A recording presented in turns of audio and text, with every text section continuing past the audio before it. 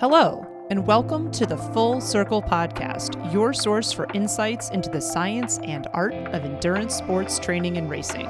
I'm your host, Coach Laura Henry. Today is Coach Tip Tuesday. Transition has been called the fourth discipline of triathlon, and with good reason.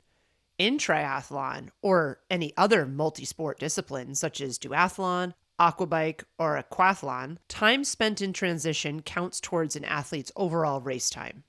Practicing transition like you would practice any other discipline of multisport, such as swimming, biking, and running, can help you have a stress-free, smoother, and shorter transition, which can impact your overall race experience and race time. Multisport, as the name implies, is a sport that has multiple disciplines combined into a single event. There are several different types of multisport events and races. Triathlon is the most well-known multisport discipline, and it consists of swimming, cycling, and running, in that order. Triathlons can vary in length, and the most common standardized distances are a sprint distance, which is an 800-meter swim, a 20-kilometer bike, and a 5-kilometer run, Olympic distance, which is a 1,500-meter swim, a 40-kilometer bike, and a 10-kilometer run, half distance, which is a 1.2-mile swim, a 56-mile bike, and a 13.1-mile run, and finally, the full distance of triathlon, which is a 2.4-mile swim, 112-mile bike, and a 26.2-mile run.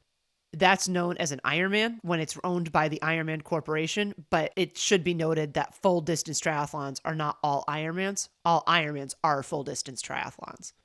A duathlon is a multi-sport discipline that consists of running and cycling. Most often, duathlons are composed of 3 legs, running, cycling, and running in that order. Duathlons can vary in length, and the most common standardized distances are sprint, with a 5-kilometer run, a 20-kilometer bike, and a 5-kilometer run, and the Olympic distance, which is a 10-kilometer run, a 40-kilometer bike, and a 10-kilometer run.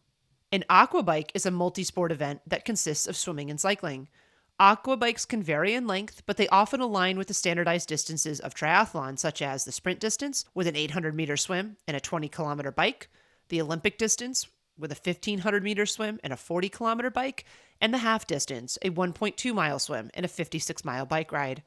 An aquathlon is a multi-sport event that consists of swimming and running. This is probably the least common and therefore the least known multi-sport event. Aquathlons can vary in length, but they often align with standardized distances in triathlon, such as the sprint distance with an 800-meter swim and a 5-kilometer run, or the Olympic distance with a 1,500-meter swim and a 10-kilometer run. Aquathlons sometimes have 3 legs, so you might run, swim, and then run again. The term transition actually has 2 relevant definitions, one is a noun and the other is a verb, in the context of this conversation. The first definition of transition is a location within a defined boundary in a multi-sport event venue that is designated as the place where you can hold your gear and any necessary supplies for the different stages of a multi-sport race. Transition is not a part of the course of any of the legs of the multi-sport discipline. So, for example, in a triathlon, transition is not a part of the swim course, the bike course, or the run course. This area is sometimes called the transition area, the transition zone, and sometimes it's just called transition. You use this area as you transition from one discipline to another. Thus, you use the transition area 1 time less than the number of total legs that there are in your multi-sport event. So, for instance, if you have 3 legs, such as the swim, the bike, and the run in a triathlon, you will use the transition area twice, once in between the swim and the bike, and again between the bike and the run. Transitions are called by the numbered sequence in which they happen in a race. So, for example, the transition between the swim and the bike in triathlon is called transition 1, and the transition between the bike and the run in a triathlon is called transition 2. The process of moving through the transition area is also referred to as transition in the world of multisport. Transition areas vary pretty widely in terms of how they are designated and how they're organized, depending on a lot of factors, including the distance of the race, the size of the race, and the location of the race. Conduct in transition is governed by the relevant rules that apply to any given race. In the United States of America, those are the USA Triathlon multi-sport competition rules. What athletes put in transition can vary widely, depending on the type of multi-sport event, the length of the event, and the individual athlete themselves. That being said, there are some general commonalities that are good to ensure that one does put into transition. Here are some of them: a bicycle helmet, sunglasses or prescription glasses, depending on what you need, bicycle shoes, nutrition and hydration for the bike leg, and you can actually store that on the bike itself, a race bib, running shoes, your running hat or visor, nutrition and hydration for the run leg, socks, and sunscreen. So out of all those items that I just listed, only 3 of them are actually required. A bicycle is required, a bicycle helmet is required, and a race bib is required.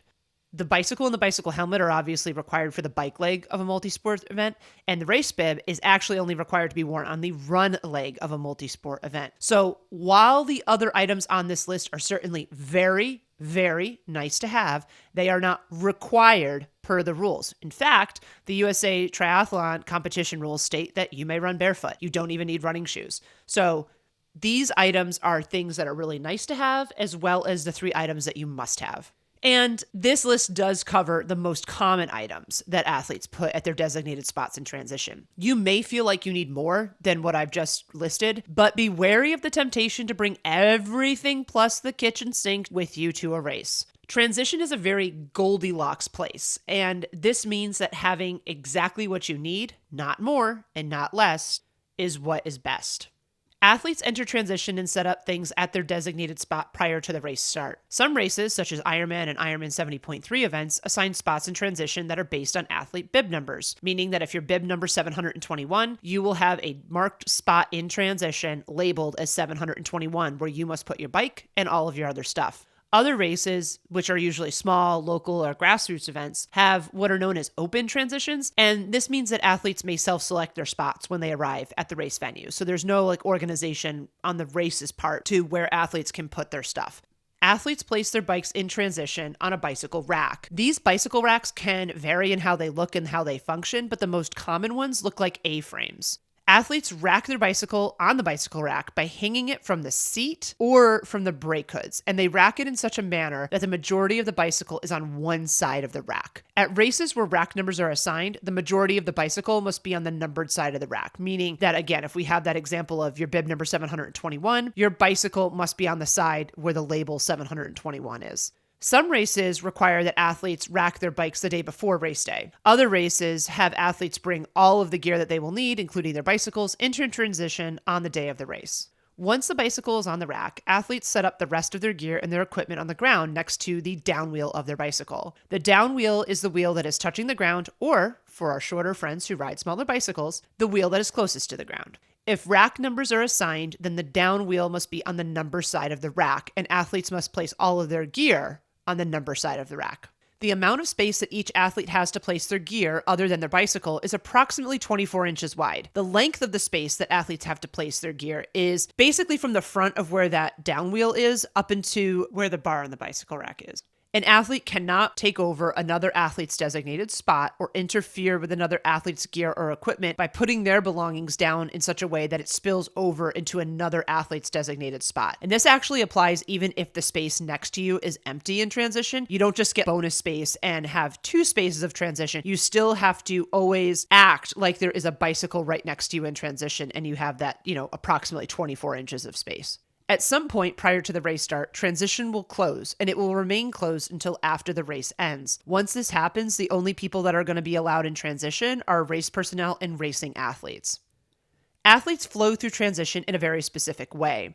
If we take an example of a triathlon transition, we have transition 1, and after the swim, athletes enter transition via an entrance that is known as swim in. After entering transition via swim in, athletes go to their designated place in transition where their equipment and gear is stored and waiting for them.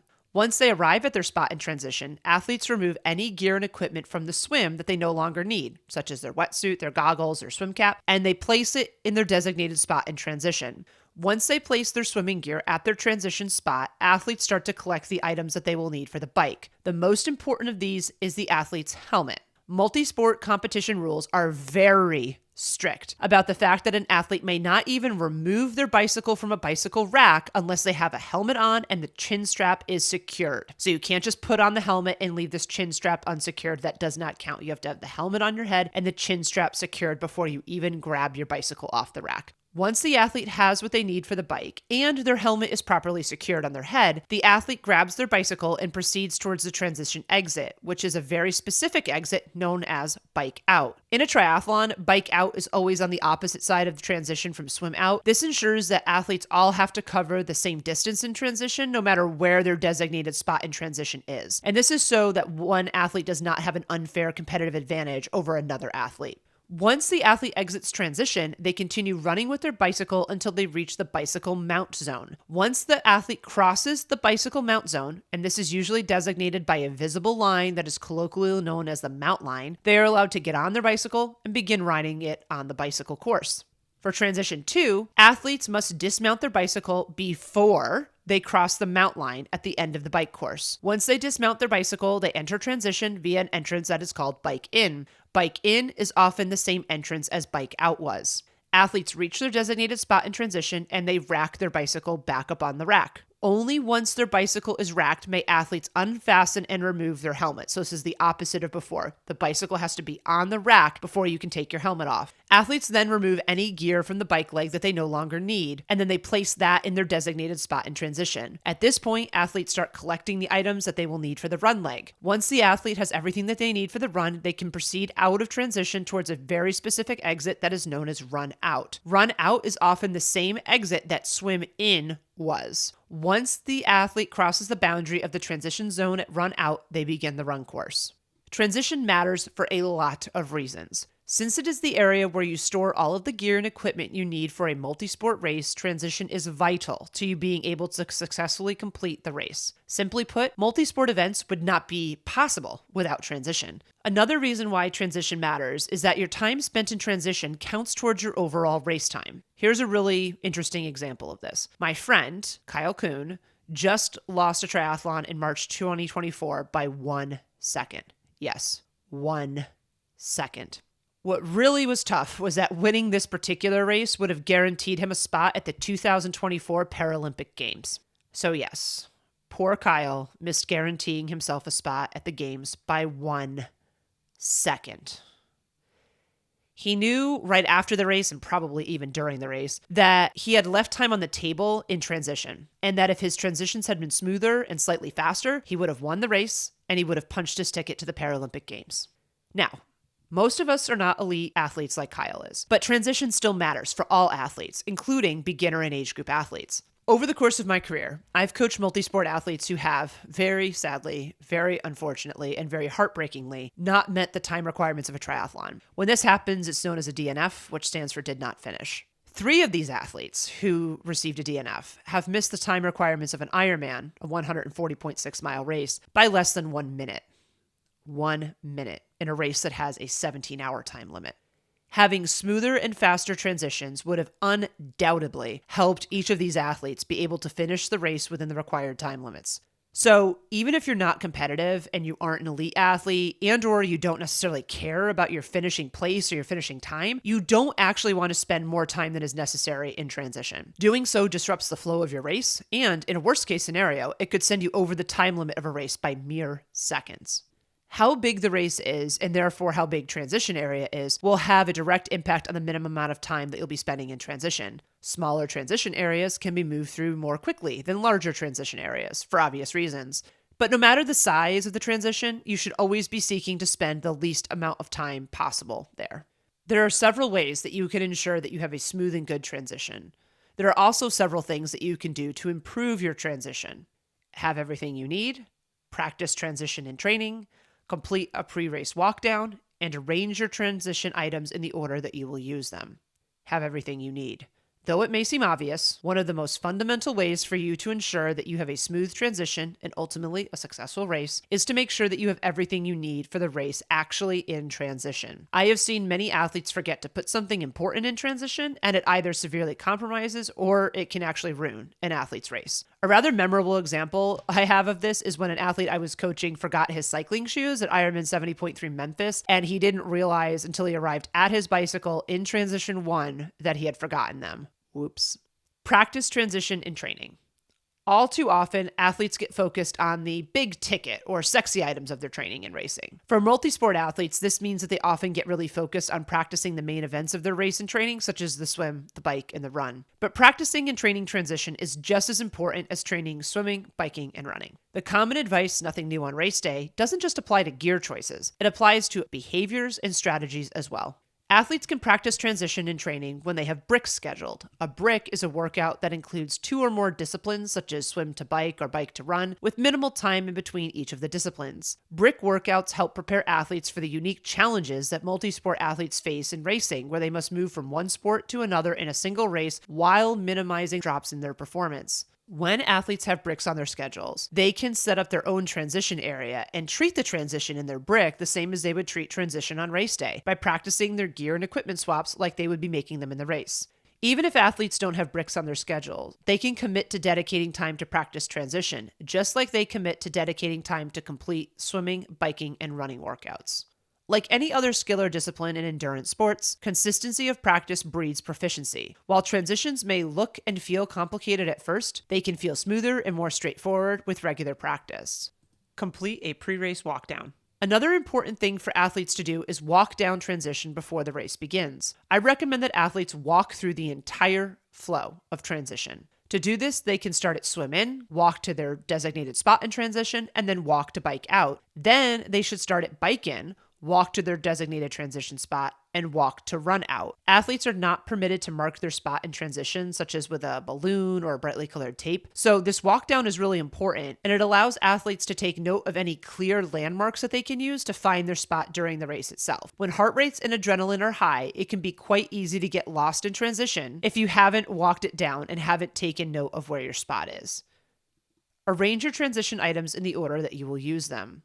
I recommend that athletes place their gear and equipment at their spot in transition in the order that they are going to be using it in the race. So if we use triathlon as an example, I recommend that athletes place their cycling shoes closest to the transition aisle, aka place the cycling shoes first. Then running shoes should get placed behind the cycling shoes, further away from the transition aisle. I recommend that athletes place their cycling helmet on top of cycling shoes, with the outside of the helmet touching the shoes and the strap unsecured and the straps hanging outside of the helmet. This allows the athlete to put the helmet directly on their head and secure it very smoothly and very easily. Sunglasses or prescription glasses should be placed in the helmet in the open position. This allows the athlete to put the glasses on quickly before they put up their helmet, and obviously this is more important for athletes who actually need prescription glasses to be able to see. The race bib should be placed on a bib belt and set behind running shoes, along with any hat or visor that the athlete might be using. And this allows the athlete to grab these items, so the athlete can be putting those on while they're running out of transition. They don't need to stand at their spot and do it while they're, just standing there. They can do it as they're moving because that saves time. If an athlete is using socks, I recommend that they place individual socks, don't have them balled up, in their individual shoes, and then to have them partially hanging out so they can be easy to grab and then put on. And when you put your wet gear in transition after the swim, hang the wetsuit on the bicycle rack in the spot where your bicycle is. Don't put your wet swim gear on top of your other gear unless you want to have wet shoes and other things to go running with. Once an athlete establishes proficiency with the fundamentals of transition, there are some advanced techniques that an athlete can employ, practice, and master that will help them shorten their transition times. These suggestions should only be incorporated once an athlete has mastered the basics of transition. Nail the basics, then worry about advanced techniques. If you're not good at the basics, the advanced techniques honestly are not going to help you, no matter how glamorous they look. So a couple of common examples of advanced techniques are a flying mount and then not wearing any socks. A flying mount is where the athlete clips in their shoes to their pedals and then leaves them there while their bicycle is racked in transition. When the athlete then goes to mount their bicycle at the mount line, they start pedaling by putting their feet on top of their shoes, and then they ultimately put on their shoes and secure them while they are riding. Another advanced technique is not to wear socks for the race. Many multisport athletes will cycle without socks. That's not that uncommon. But it's slightly less common for athletes to run without socks, mostly due to the increased risk of blisters in running compared with cycling. But many athletes do train to run without socks so that they can eliminate that time that it takes to put socks on in transition. Transition is an important part of a multisport event, and athletes would do well to treat it with the same reverence and respect that they show the other disciplines of their training. With thoughtful planning and practice, transition can help athletes have smooth, strong, and fast multisport races. That was another episode of the Full Circle Podcast. Subscribe to the Full Circle Podcast wherever you listen to your favorite podcasts. If you like what you listen to, please be sure to leave us a rating and review, as this goes a long way in helping us reach others. The thoughts and opinions expressed on the Full Circle Podcast are those of the individual. As always, we love to hear from you and we value your feedback. Please send us an email at podcast@fullcircleendurance.com or visit us at fullcircleendurance.com/podcast. To find training plans, see what other coaching services we offer, or to join our community, please visit fullcircleendurance.com. I'm Coach Laura Henry. Thanks for listening.